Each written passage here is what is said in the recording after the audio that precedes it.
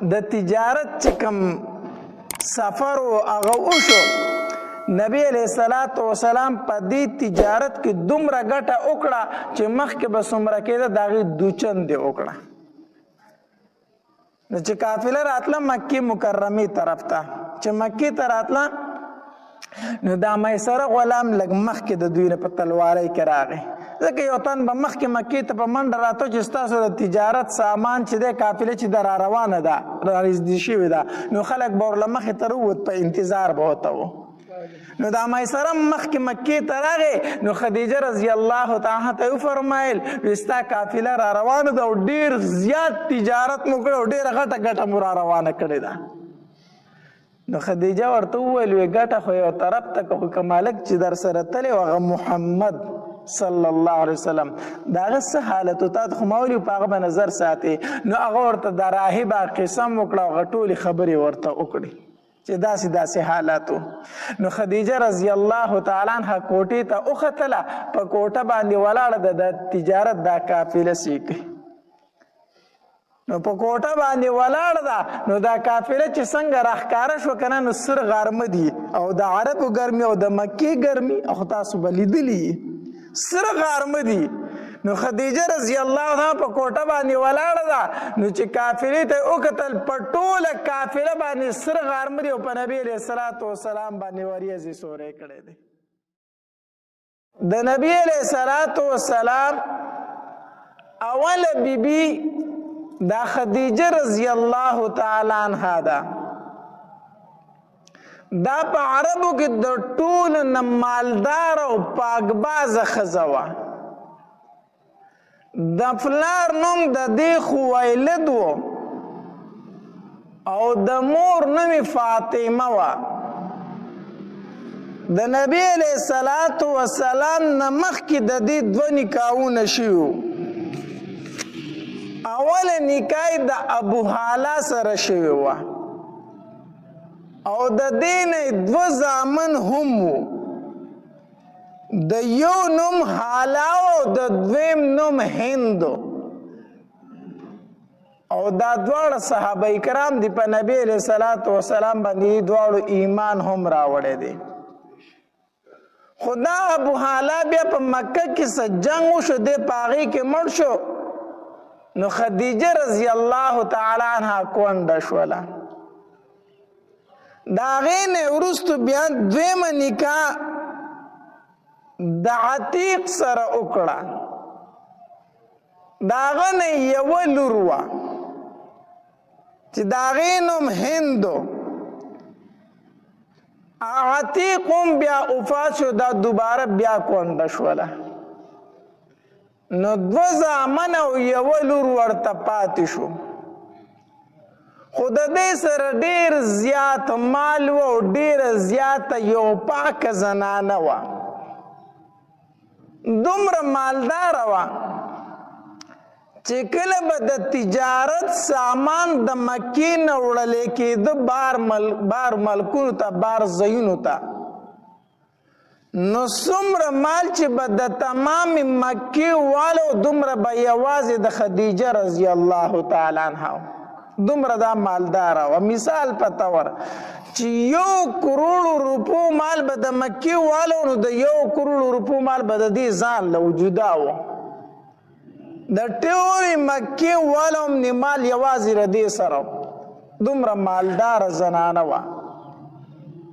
نو چې کله دا کونډه شو، په دې پسې ډېرې رشتې را روانې وې. د مکې لوی لوی سرداران چې په دې پسې پیغام لګو چې خدیجه ما سره نکاح وکړه. دارنګې د مکې د لوی لوی سردارانو زامنو پسې هم پیغام د نکاح لګو چې خدیجه مونږ سره نکاح وکړه. خو خدیجه رضی الله تعالی عنها به د نکاح نه انکار کو، او د نکاح نه انکار ځکه کو وی بچی مې هم شته، مال مې هم شته، کور مې هم شته، زه نکاح څه شي کوم، زما نکاح ته ضرورت نشته دی. د هرې نکاح به دې رد کو. په دغه زمانه کې نبی علیه الصلوۃ والسلام د صداقت او د امانت ډېره لویه چرچه وه. د نبی علیه الصلاۃ والسلام عمر په دغه وخت کې 25 کاله او په مکه کې داسې کور نو چې هغې ته د نبی علیه الصلاۃ والسلام د صداقت او د امانت خبره نه ورسېدلې. په مکه کې یو هلک دی د عبدالله زوی دی، یتیم دی، خو ډېر امانت والا انسان دی، ډېر صداقت والا انسان دی، چرته دروغ نه وایي، چرته په امانت کې خیانت نه کوي. د نبی علیه الصلاۃ والسلام دا چرچه په ټوله مکه کې خوره شوله. نو په دغه ورځ کې شام ته قافله تله د تجارت دپاره، چې تجارت دپاره قافله تله. نو دی خدیجه رضی الله تعالی عنها په نبی علیه الصلاۃ والسلام پسې سوال جواب وکړو، یاره کو دا ځل زما د تجارت سامان ته اوسې نو زه چې نور چاله څومره مزدوري ورکوم د هغې ډبل به تاله درکم. ځکه دې ته هم پته ولګېده چې ډېر رښتینی سړی دی، ډېر امانتدار سړی دی. نو هر سړی دا غواړي چې زه خپل کاروبار داسې سړي ته حواله کړم چې رښتینی هم وي او امانتدار هم وي. نو خدیجه رضی الله تعالی پسې سوال جواب وکړو، وی زما د تجارت سامان کو ته اوسې زه چې بل سړي ته څومره مزدوري ورکوم د هغې ډبل به تاله درکم. نبی علیه الصلاۃ والسلام وفرمایي زه به د خپل تره سره مشوره وکړم. ابو طالب ته وویل، ابو طالب هم په دغه وخت کې ډېره زیاته غریبي وه. نبی علیه الصلاۃ والسلام ته وفرمایل وی دا خو ډېره ښه موکه ده، دا خو ډېره ښه موکه ده، د خدیجه په شانتې زنانه خو په مکه کې نشته، دا خو ډېره ښه زنانه ده، خیر دی د هغې سامان ته تجارت له اوسه. نبی علیه الصلاۃ والسلام چې کله تجارت له روانېدو نو خدیجه رضی الله تعالی عنها فرمایل وی زم تجارت لزم ستا سامان وړم، خو زما به یو شرط. څه شرط دی؟ شرط مې دا دی چې ما سره به خپل غلام ملګری کوي، ما سره به یو غلام څه کوي؟ ملګری کوي. دا دې دپاره چې خلک را باندې څه تهمت مهمت ونه لګوي، چې ستا غلام را سره موجود وي، چې هر څه په خپلو سترګو باندې ویني. نو زما سره به خپل غلام لیږي. خدیجه رضی الله تعالی عنها فرمیل دا شرط ما ته منظور دی. او د هغې یو غلام د هغه نوم میسره و، میسره یې ورسره ملګری کو. خو چې کله میسره ته که نه خدیجه رضی الله تعالی عنها وفرمیل وی په ده باندې به نظر ساتي، ته ده به د هر ټایم حال احوال ما ته بیانوي، ځکه چې مکه کې لویه چرچه وه د ده که نه. د ده د شرافت او د صداقت ډېره مشهورتیا وه.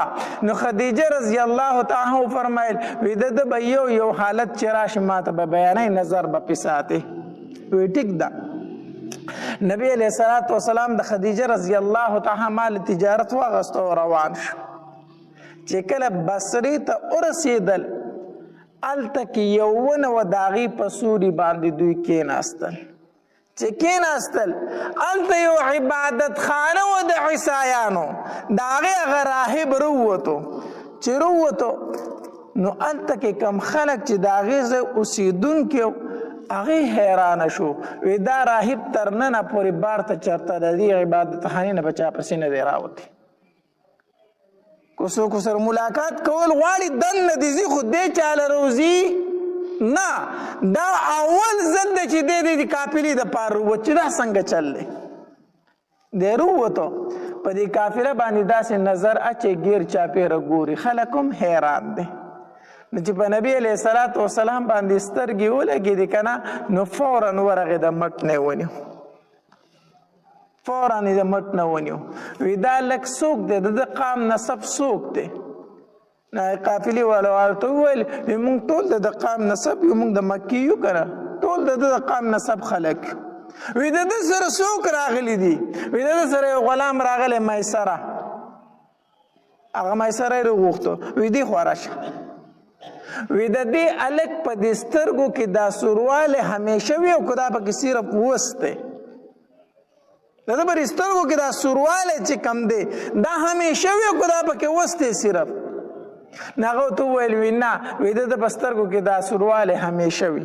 ځکه کله کله خو سترګې خوږ شي ستره شي که نه د نبی علیه صلات وسلام په سترګو مبارکو کې سرې سرې لکیرې وي سرې سرې کرښې وي د نبی علیه السلام په سترګو مبارکو کې وی د ده پر سترګو کې دا سوروالی همیشه یو که دا پکې چې ته اوس راغې د خوږو نه وی نه د ده په سترګو کې دا سوروالی همیشه وي دا پکې څه همیشه وي نو هغې راهب وویل وی هو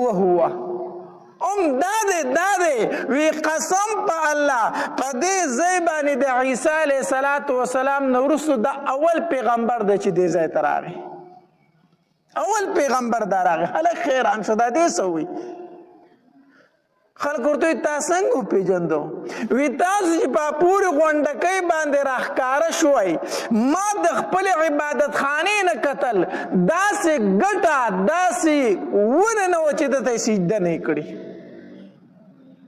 ما د خپلې عبادت خانې نه کتل تاسو په دغې غونډکۍ چې را روان وئ ستاسو طرف ته به ونو سجدې کولې نو ما وی چې په دې کافره کې څه چل شته دی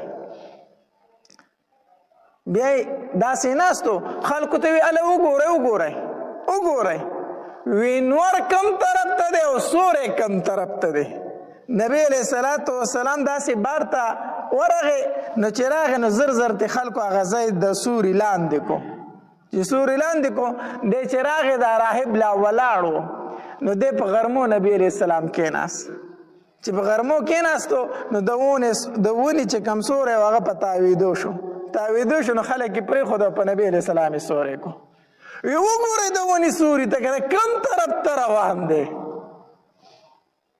دا کم طرف ته روان دی میسره دا خبره دغلته څه کړله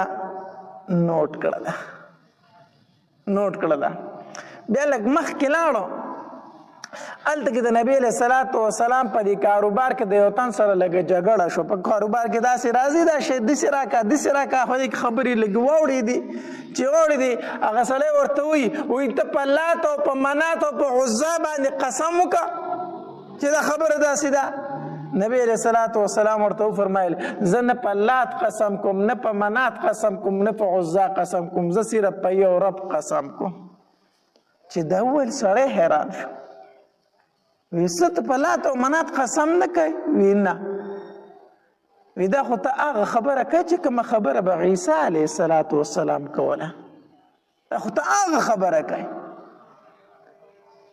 به هر حال د تجارت چې کوم سفر و هغه وشو نبی علیه الصلات وسلام په دې تجارت کې دومره ګټه وکړه چې مخکې به څومره کېده د هغې دوچندې وکړه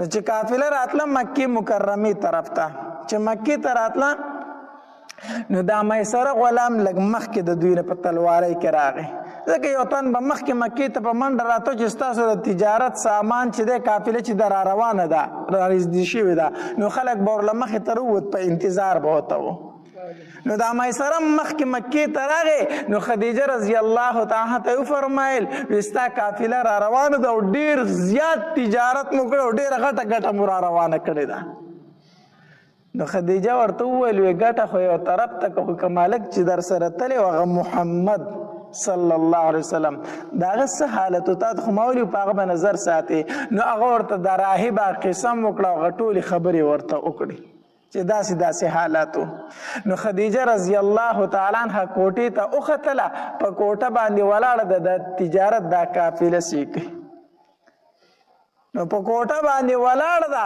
نو دا قافله چې څنګه راښکاره شو که نه نو سر غرمه دي او د عربو ګرمي او د مکې ګرمي او تاسو به لیدلي سر غرمه دي نو خدیجه رضی الله عنها په کوټه باندې ولاړه ده نو چې قافلې ته وکتل په ټوله قافله باندې سر غرمه دي او په نبي علیه الصلات وسلام باندې وریځې سوری کړی دی وریځې پې سوری کړی نو هغې خپلو ملګرو ته چغې کړې وی هله بره راوخیجئ خپلې ملګرې راغونډې کړې وی هله دې هلک ته وګوره دې محمد ته صلی الله علیه وسلم نو ټول جینکۍ حیرانه شوې چې په ټوله قافله باندې غرمه دي او په ده باندې څه شی دی سوری دی چې راله د خدیجه رضی الله تعالی په زړه کې دا یو تمنا پیدا شوه دا یو خواهش پیدا شو چې یاره ما د ده سره نکاح وکړلی او نبی علیه الصلاة والسلام ته چې کومه مزدوري ښودی وه د هغې نه ورله نورم زیاته ورکړه ده، هغې نه نوره زیاته مزدوري نبی علیه الصلاة والسلام له ورکړه.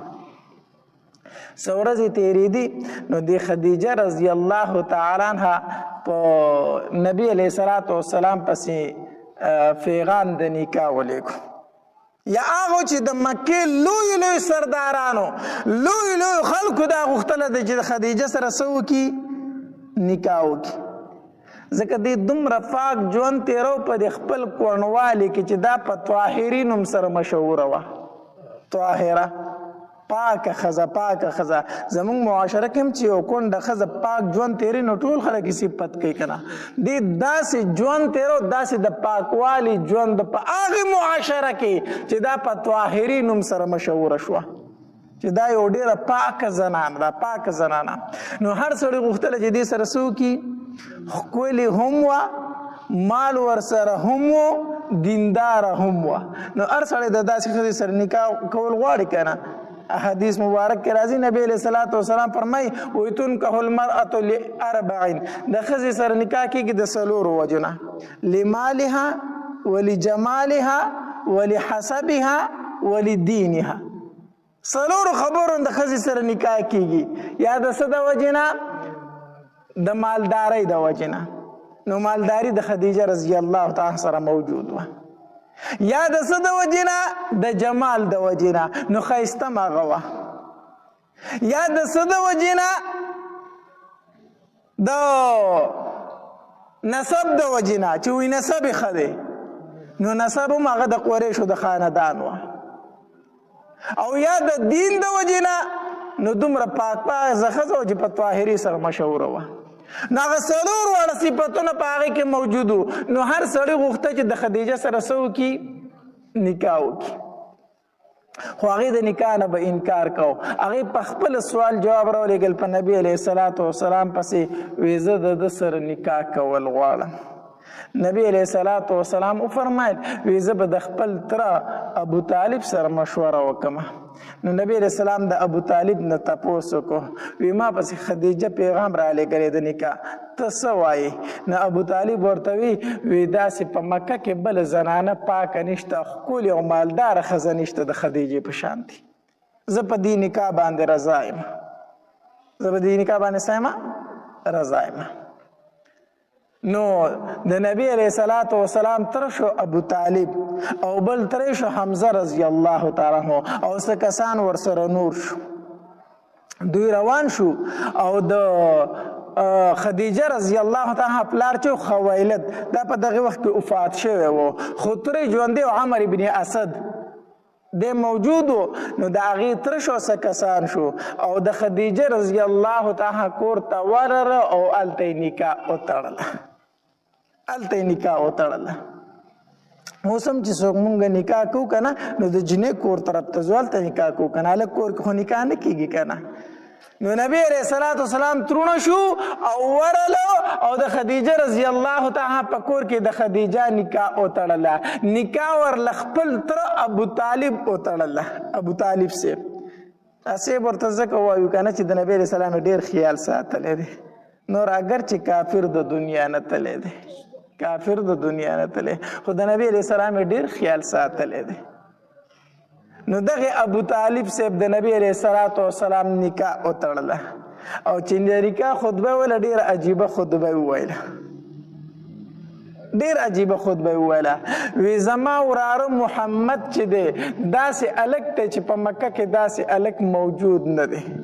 د هغه د صداقت او د امانت اقرار زه نه کوم، ای مکې والو تاسو یې کوئ. ځکه چې نبی علیه السلام خو په دغه وخت کې لا پیغمبري نه ورغلي، نو ټولو عزت کو. دا خو چې هغه پیغمبري لا اله الا الله اظهار وکړو، خلک دشمنان شو، بیا دشمني شروع شوه. نو د هغه د صداقت او د امانت تاسو ټول اقرار کوئ. او زما وراره چې دی دا د مکې دپاره داسې دی لکه یوه چترۍ، یوه چترۍ ده د مکې دپاره. د خپل وراره ډیر صفتونه په خطبه کې وکړو وی زما د وراره د زړه میلان هم خدیجه ته دی او د خدیجه د هم د زړه میلان زما وراره ته دی دواړه غواړي چې موږ د یو بل سره نکاح وکړو لہذا د دوی دواړو موږ دا نکاح تړو دا خطبه ویل او د نبی علیہ الصلوۃ والسلام صفاتونه پکې وکړو نو د نبی علیہ الصلوۃ والسلام اول نکاح د خدیجه رضی الله تعالی نکاح دا چا تړلې و د نبی علیہ السلام تر ابو طالب دور له نکاح وتړله نو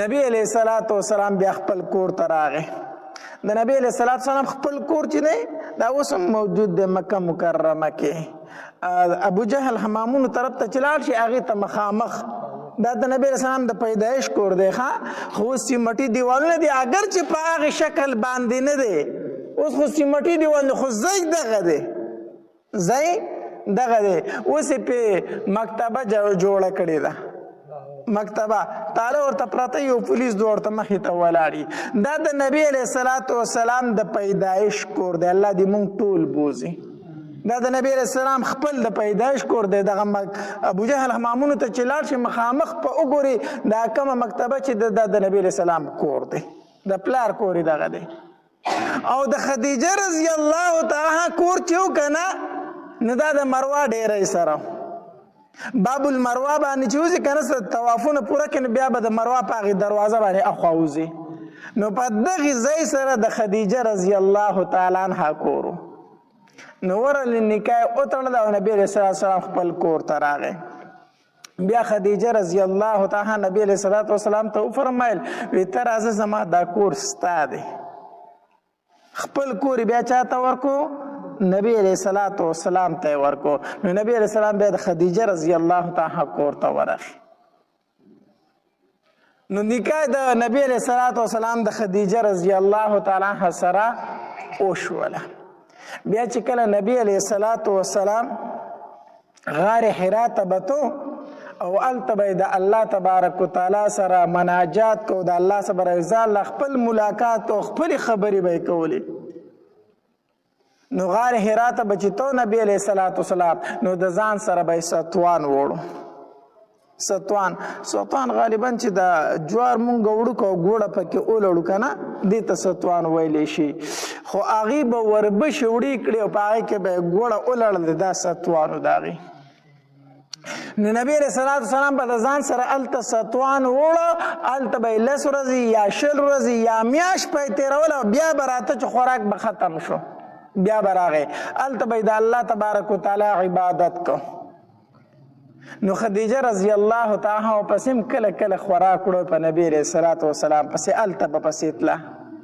نو ته چې کله غار حرا ته وخیږې که نه نو تا ته بیا پته ولګي چې خدیجه رضی الله تعالی کم محبت و د نبی علیہ الصلوۃ والسلام سره په یوه ګنټه کې خو چې چاک سړی وي هلته ختی شي صرف هغې سر ته به وخیږي او چې کله سر ته وخیږي بیا چې هغې غاړ ته په ښکته کوزیږي نو لاس په لګی او ښکته به کوزیږي دومره مشکل ځای دی او چې هغې غار کې کښېنې که نه نو بیت الله شریف تی بالکل په ډاګه دی نو نبی علیہ الصلوۃ والسلام په غار حرا کې ناست او کعبې شریفې ته به یې کتل او د الله عبادت به یې کو نو خدیجه رضی الله تعالی به یوازې روانه شوه زنانه ذاتو او د ځان سره به خوراک واغست او هلته به نبی علیہ الصلوۃ والسلام لوړو یقین په الله وکړه که نه چې کله غار حرا ته وخیږي که نه او د خدیجه رضی الله تعالی عنها دا قربانی رایادي که نه د زړه نه به دې بې اختیاره دعاګانې ورته خیږي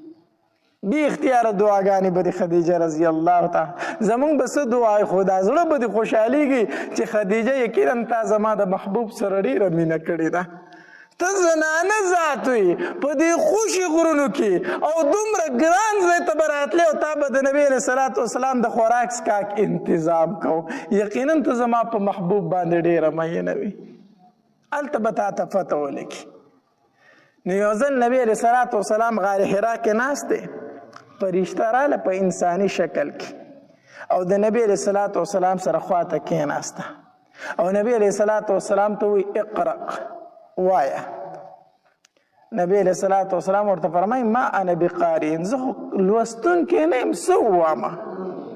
نو فرشتي ورله داسې غاړه ورکړه، نو زور یې پرې وکړو. نو چې زور یې پرې وکړو بیا ورته وایي اقرأ. نبی علیہ السلام ورته بیا فرمایي وایي زه خو لوستونکی نه یم، نو بیا یې ورله څه ورکړو؟ زور ورکړو. نو په دریم ځل ورته بیا وایي اقرأ. نو نبی علیہ السلام فرمایي ما انا بقارئ. نو په دریم ځل یې بیا څه ورکړو؟ زور ورکو. نو فرشته لګیا شوه، وی اقرأ بسم ربک الذی خلق خلق الانسان من علق اقرأ وربک الاکرم الذی علم بالقلم علم الانسان ما لم يعلم. دا آیاتونه څه شو؟ نازل شو.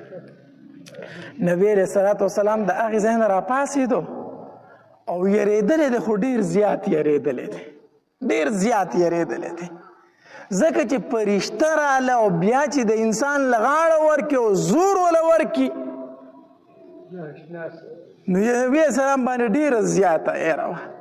نو کور ته راغی، نو عایشه خدیجه رضی الله تعالی چې خواله چې راورسېدو، نو وی زملوني زملوني، خدیجه ما په څادر کې پټ کړه، زما ساړه کېږي، زما ساړه کېږي. نو نبی علیه السلام پرېوتو او خدیجه به پې زر زر څادرې راواچولې. نو چې لږ ټایم وشو که نه، او نبی علیه السلام لږ ګرم شو او غیره ترې لاړه، نو سر یې ښکاره کړو، وی خدیجه زه یېرېږم چې زه به مړ شم، زه یېرېږم زه به څه شمه؟ مړ شمه، زه دا برداشت نشم کولی، زه یېرېږم.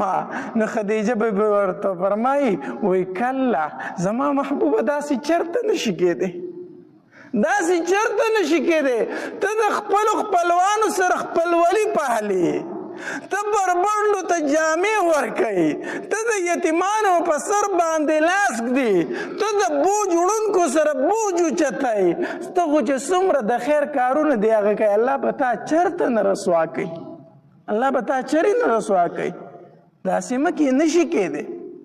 دې نه معلومه دا شوه که نه چې څوک د الله د بندګانو سره ښېګړه کوي که نه، الله د هغه حفاظت کوي، الله د هغه څه کوي؟ څوک چې د الله د بندګانو ښېګړه کوي، الله د دغه انسان حفاظت کوي.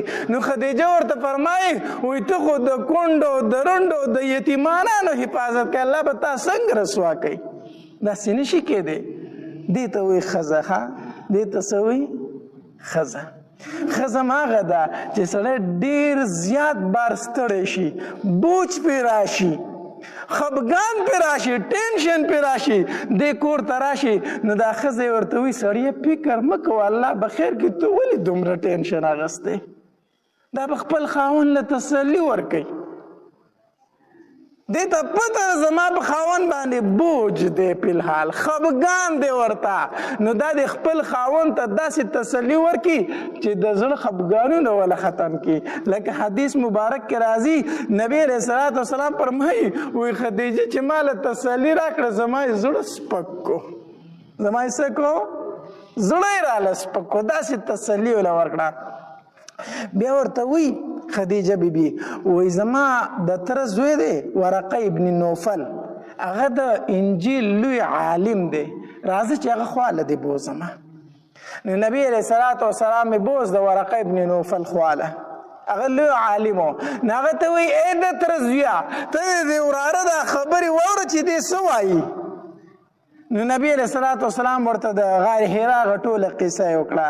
نو چې ټوله قصه یې ورته وکړه، نو ورقه ابن نوفل ورته وی قسم په الله د اخرې زمانې هغه پیغمبر هم ته یې، د اخرې زمانې هغه پیغمبر هم ته یې، خو وی کاش چې زه ژوندی وې چې ته مکې والو د کلي نه ایستې چې ما ستا امداد کړی وې، چې ما ستا څه کړی وې؟ امداد کړی وې. نو نبی علیه السلام حیران شو، وی ما به مکې والا وباسي؟ ولې به ما وباسي؟ زه خو د چا سره بد نه کوم، زه خو دلته د هر چا سره ښېګړه کوم، نو ما به مکې والا وباسي؟ او زما خو لوی خاندان دی، نو ما به خلک څنګه وباسي؟ ورقه ابن نوفل ورته وفرمایل وی او دا ته چې به کومه خبره کوي دا چې چا کړې دا خلکو د کلي نه ایستلی دی، خلک د کلي نه څه کړی دی؟ ایستلی دی. خو بیا چې کله نبی علیه الصلاة والسلام باندې پیغمبري راله که نه او نبی علیه السلام د مکې نه وته نو په دغه ټایم کې ورقه ابن نوفل وفات شوی و. بیا چا د نبی علیه الصلاة والسلام نه تپوس وکړو وی ورقه ابن نوفل چې دی د دنیا نه مسلمان تلی دی که کافر تلی دی؟ ځکه چې ته کله د مکې نه وتې او ستا باندې کله اخو په ټایم کې وفات شوی و. نو نبی علیه الصلاة والسلام ورته وفرمایل وی ما ورقه ابن نوفل په خوب کې ولید چې په سپینو جامو کې و، په سپینو جامو کې. نو علما لیکي وی مړی چې په سپینو کپړو کې ویني دا د هغه د بخانې علامت دی، دا د هغه د خوش قسمتۍ او د خوشبختۍ علامت دی چې کله مړی په خوب کې ویني په سپینو کپړو کې، دا د هغه د مغفرت علامت دی. نو نبی علیه الصلاة والسلام فرمایل وی ورقه ابن نوفل ما په خوب کې ولیده چې په سپینو جامو کې، په سپینو جامو کې هغه بیا وفات شوی و. نو نبی علیه الصلاة والسلام بیا کور ته راغی، کور ته راغی 3 کاله پس، 3 کاله پس نبی علیه الصلاة والسلام بیا غار حرا ته لاړ.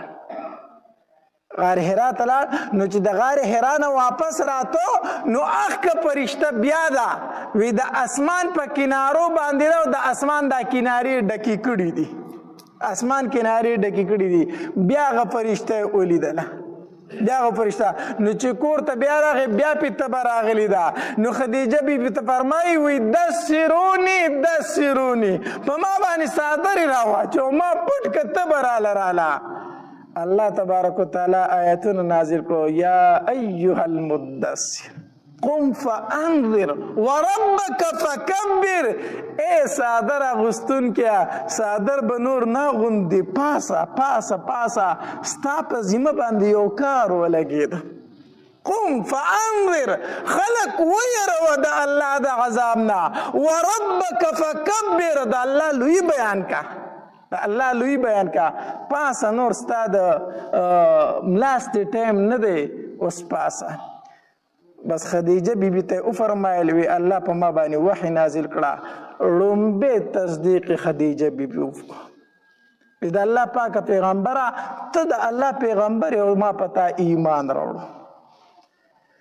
الله نو په زنانو کې د ټولو نه اول ایمان چا راوړی دی؟ خدیجه بیبي. په زنانو کې اول ایمان خدیجه بیبي راوړی دی. په سړو کې اول ایمان چا راوړی دی؟ ابو بکر رضی الله تعالی. او په الکانو کې اول ایمان چا راوړی دی؟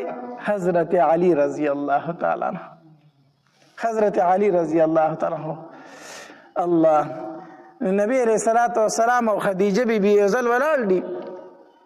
بس د هغه زمانه چې کوم عبادت هغه به کو 2 رکعات نفل منځ به کو، 2 رکعات نفل منځ به کو.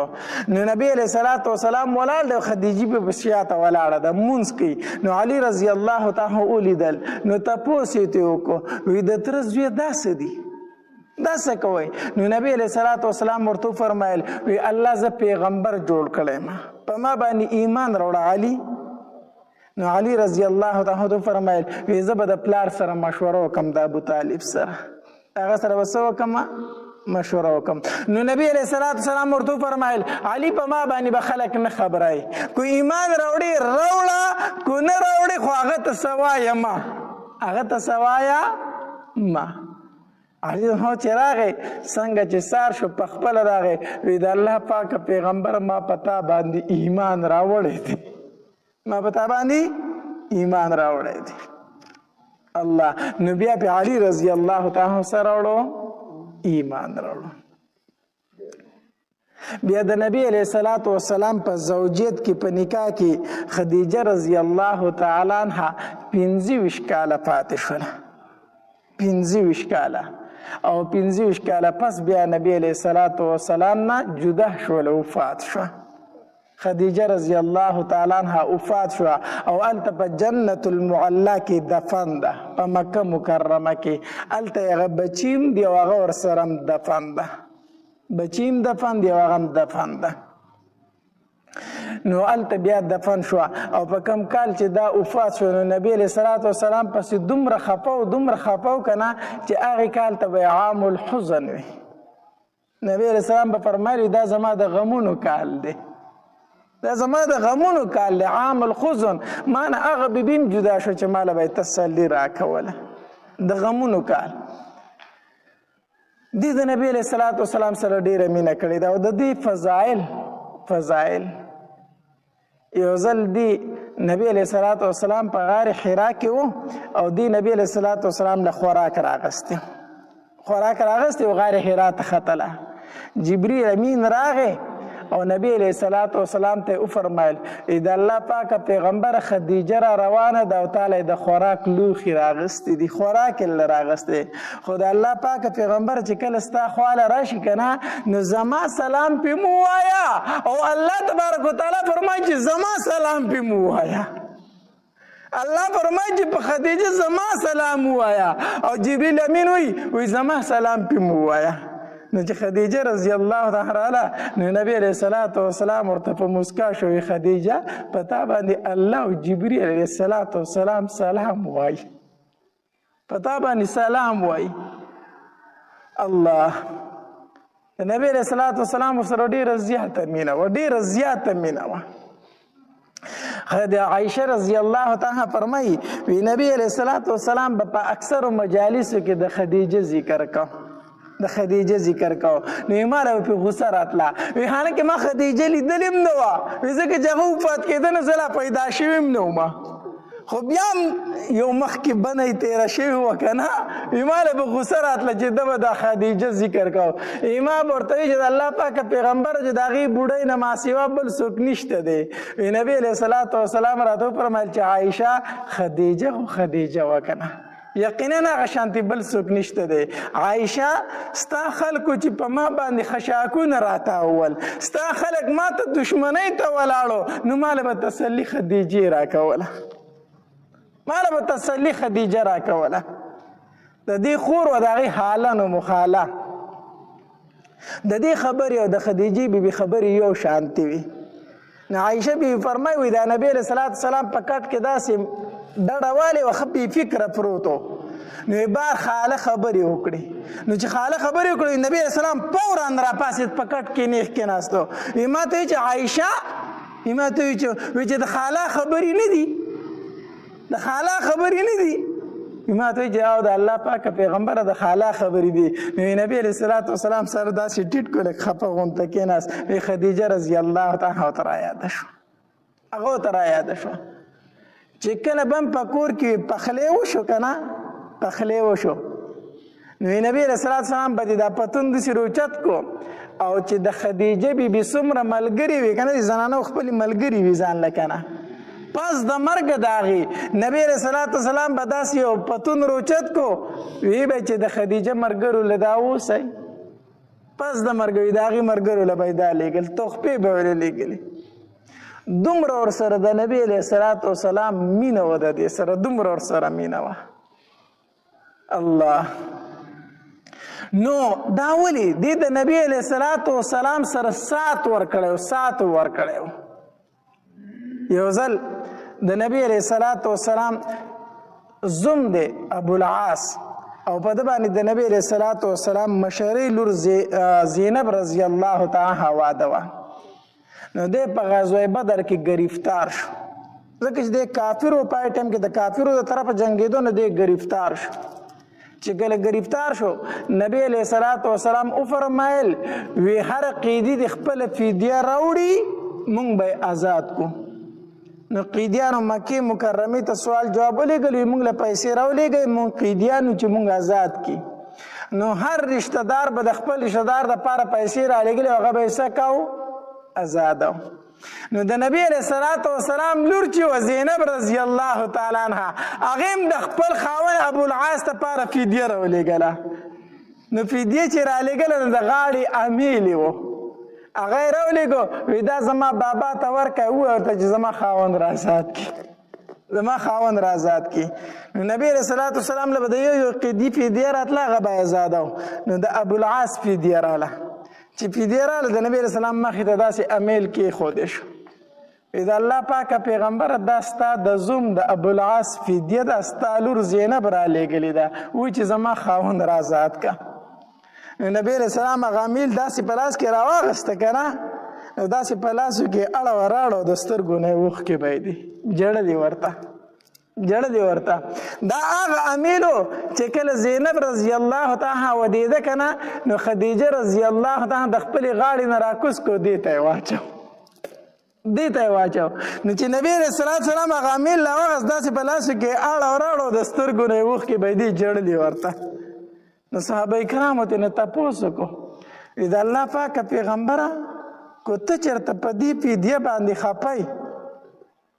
فدیه باندې خفی نو خیر د موږ به د ابوالعاص نه نالو که هغه به هسې آزاد کو نبی علیه الصلاة والسلام وفرمیل نه زه په دې خفه نه یم چې دا د ابوالعاص فدیه ده خو زه په دې باندې خفه یم چې دا هغه امیل دی چې خدیجې زینب ته ورکړی و زما بیبي خدیجه دا زینب ته ورکړی و نو ما ته هغه ټیم رایاد شو چې کله هغې د خپلې مرۍ نه کوزه وه دې ته اچم ما ته هغه ټیم رایاد شو وی نه دا په فدیه کې راغلی دی دا به زه منظورومه دا ما په فدیه به بیت المال کې کېښود د مسلمانانو حق دی او ابوالعاص آزاد کوي ابوالعاص څه کوي آزاد کوي بیا هغه مسلمان شو ابوالعاص رضی الله تعالی عنه صحابي ته نه بیا جوړ شو